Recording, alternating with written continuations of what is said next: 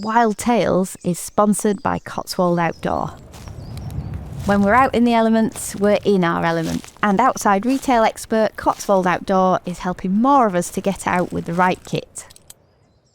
Thanks also to their support, the National Trust is helping walking communities to access the UK's outside spaces. And we're working to fix 15,000 kilometres of paths and trails by 2030 for everyone to enjoy. Find your element with Cotswold Outdoor. So we see the pangolins here. Do you? And we have the crab-eating mongoose. So that's the sound of a Taiwan eagle. Taiwan is an island in the South China Sea, and it is one of the most high-tech places on Earth. It's also connected with each of our lives. Hsinchu City is like the Silicon Valley of Taiwan and is not far from the capital, Taipei. Rows of factories and foundries produce 90% of the most advanced chips in the world that power everything from the phones in our hand, the computers on our desk, smart speakers, even the satellites orbiting above us. But in such a futuristic landscape, what does it take to look after wildlife that is fighting for its place and survival?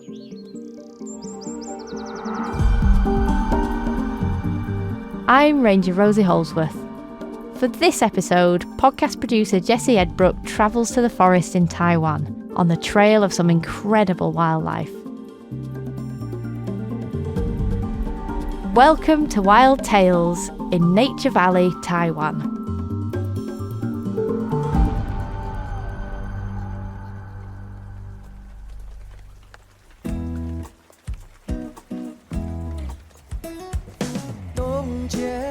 Jesse's taken the 40-minute high-speed rail journey from Taipei in the north to Hsinchu, a bustling high-tech city. He's here to meet Han, who is helping to care for a former plantation that's been placed in a trust to help protect wildlife for the Nature Valley Environmental Charity Trust, Taiwan.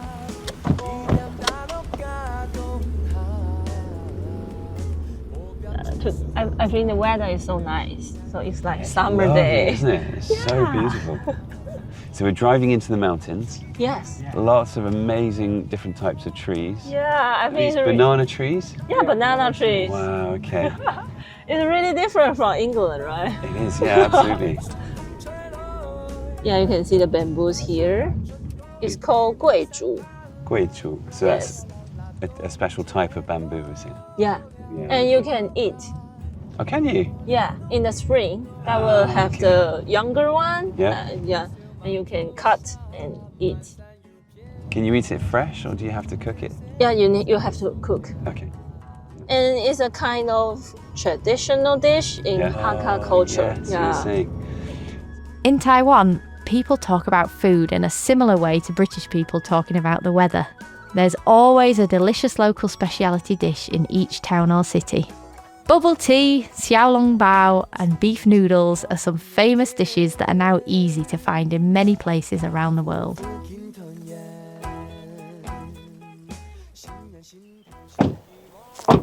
So this is beautiful.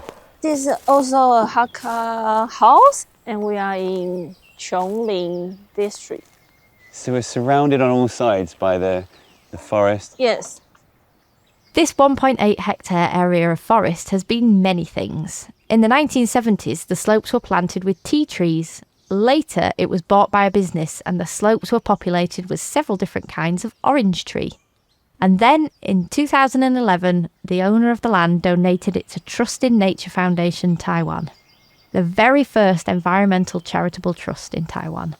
And so we've got these wooden tables set up. It's almost like for a picnic. Would people come and have a picnic Yeah, it's here? kind of open to the public. So we will do some education activities here. For the local Hakka community, it was important that their identity was celebrated.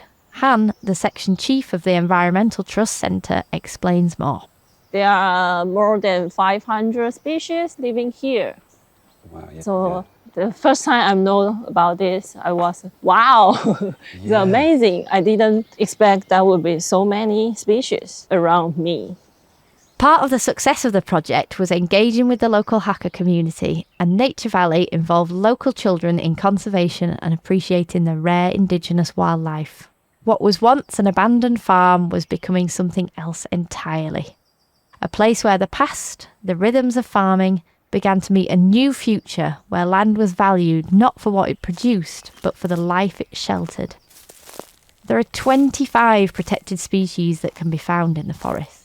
So we see the pangolins here, and also... So they're very rare, aren't they, pangolins? Yeah. Pangolins are shy, nocturnal mammals with armoured scales and powerful digging skills. They're a keystone species with a critical role in controlling biodiversity. They're adept at climbing trees and usually eat 20,000 ants and termites every day with a long, sticky tongue. Taiwan has successfully helped pangolin numbers to recover significantly. And we have the crab-eating mongoose here. Wow. So how big do they grow to and what do they look like? I think like this. They're quite big. Maybe 1 meter. 1 meter. Yeah, including the long tail. The crab-eating mongoose is a stocky predator with a coarse grey coat and a distinctive pale stripe along its side. It moves with cat-like grace. True to its name, it prowls the edges of rivers and ponds, prying under rocks and roots for crabs, frogs, snails, and the occasional fish. Unlike many of its relatives, this mongoose is comfortable in water, swimming and diving with ease. The numbers in Taiwan are growing as they live in this protected habitat. Many years ago, that people in the village, they don't see this animal often. Yeah, so it's changing. Yeah, we are curious about this. As Jesse moved through the forest to the top of the incline, he was treated to the sound of an iconic bird soaring above the trees. The sound of eagle. So that's the sound of a Taiwan eagle. The eagles are crested serpent eagles which soar above the mountain tops in Taiwan. They mainly hunt snakes and lizards, although they'll eat mammals and small frogs too. And there was also danger from one of the starkly black and yellow insects. Oh, look, there's a really big spider. Yeah, Hey, look, yeah, my yeah. kids will be so scared. The poison spider. Yes, it's the poisonous spider. I'm going to tell them. It won't kill you. That's what I heard. Every spider in Taiwan is poisonous. They just don't kill you. Yeah. I mean, the spider won't, they don't want to bite you. They only want the food. Yeah, yeah. And those spiders, they can grow quite big, can't they? Yeah. That will be go like, 人面蜘蛛可以到我的手一样大吗？差不多啊。It's like my hand. It can get as big as your Yeah. hand. Wow. The female one. Wow. Female one is bigger Okay. than the male. The giant wood spider is the largest spider in Taiwan, and also one of the most common, with golden hairs on its back. If a human is bitten, the venom can cause symptoms such as nausea and vomiting. It's not life-threatening. The silk the spiders weave is so strong it can be made into spider silk clothes. Looking after Nature Valley is no mean feat, and the team are always busy. So tell me what kinds of responsibilities you have in looking after the land. We need to maintain this habitat because we need to protect the forest like this. It's low elevation forest. Han explained why she gave up a promising career in law to work in the charity sector, caring for the forest. What was it like the first day when you stopped working in law in an office and walked into the jungle? Oh, I feel like I get some freedom because I like walk in the mountains or do some hiking. Yeah. Or to me, it keeps me that I can feel I'm alive. It's not sitting in a building all day long. I feel happy when I do this job. Yeah. That's really important. Sometimes I will talk with the visitors. Yep. They will give me some really good feedback. I think it's a meaningful part of my job. Yeah, so what kind of feedback will they give you? They see the special things in a common place. Yeah. They can build connection with this land. Building connection with nature helps enthuse locals and protect the land. But there are also individuals helping to keep the Hakka culture alive. Not far from the Nature Valley in Chonglin is a studio where sounds are being created to further this mission. Jesse spent time chatting with a 3-times platinum and multi-golden melody winning artist who's written, produced and performed music all over Asia. His music's been streamed hundreds of millions of times, and his latest album was recorded powered only by solar energy. He is also of Hakka origin. We're here in the studio, and please can you introduce yourself? Yeah, hello everyone, my name is Wayne. Welcome to my house. Great. Yeah. Can you please say a little bit about your music? 其实我的音乐算是比较 folk。 Wing was explaining that he used to write predominantly in Mandarin Chinese until around about 10 years ago he discovered that the Hakka language in Taiwan was on the demise and there were less and less people who were speaking Hakka. And actually if this trend continued, the Hakka language would die out in Taiwan. And Wing, whose mother tongue is Hakka, decided that actually music is one of the best tools of language preservation. And so he started to write pop songs in Hakka. Wing's songs are now part of a new wave of pop culture celebrating the Hakka identity. He explained what characterises the Hakka sense of identity. 现在的人生活都 The Chinese word in Mandarin to describe the Hakka people, 客家人, the 客, it represents a guest or someone who is from another place. And that slightly represents the ancestors of the Hakka people in Taiwan have come from elsewhere. They've come from other lands and settled in Taiwan. And when you emigrate in that sense, you have to start from nothing. So then in music and cultural terms, then you also have traditional songs that have come out of that sense of building up a life from zero. So Wing mentioned the Shanga, like the mountain songs of the Hakka people, and other kind of traditional folk music. But what Wing's doing is taking those elements of the language and the culture, but putting them into a pop music, pop videos, even the live concerts that he's doing to make it accessible. Put that identity in, but to kind of let identity evolve so that it can remain. Thank you so much, Wing. Yeah, I really appreciate it. My pleasure. Great.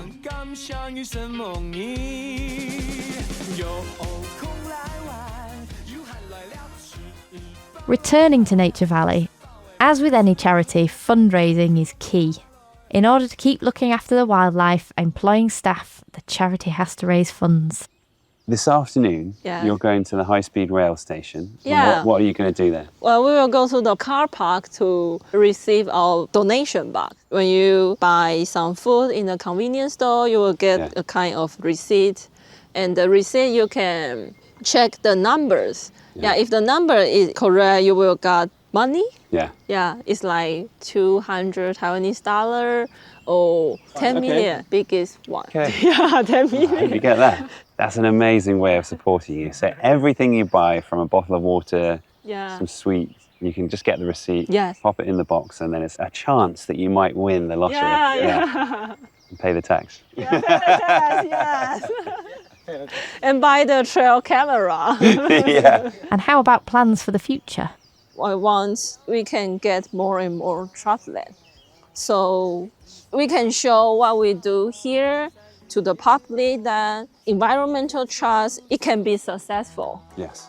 It can protect the nature forever. And with that, it was time to thank Han and her team and get back on the Taiwan high-speed rail from Hsinchu to Taipei.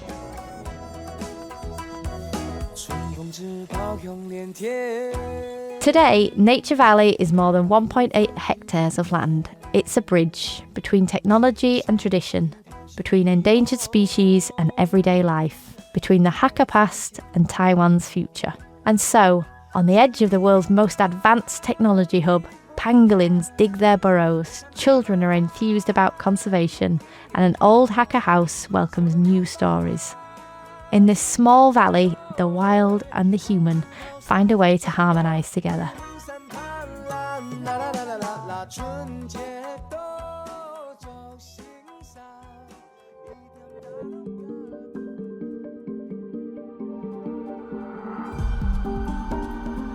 Thanks for listening to this episode of Wild Tales. If you liked it, why not give us a like or a follow?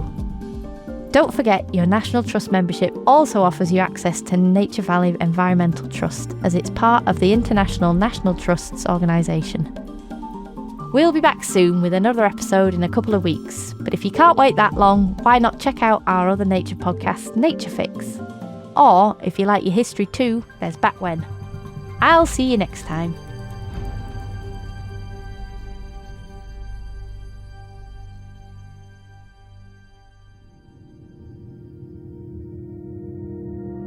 Wild Tales is sponsored by Cotswold Outdoor, your outside retailer and epic guides to adventure. Quick breathers, calming walks, or heart-pounding hikes, we feel better when we get out more. Find quality kit and 50 years of outdoor wisdom. Plus, National Trust supporters get 15% off walking kit in-store and online. Feel in your element, in the elements at cotswoldoutdoor.com.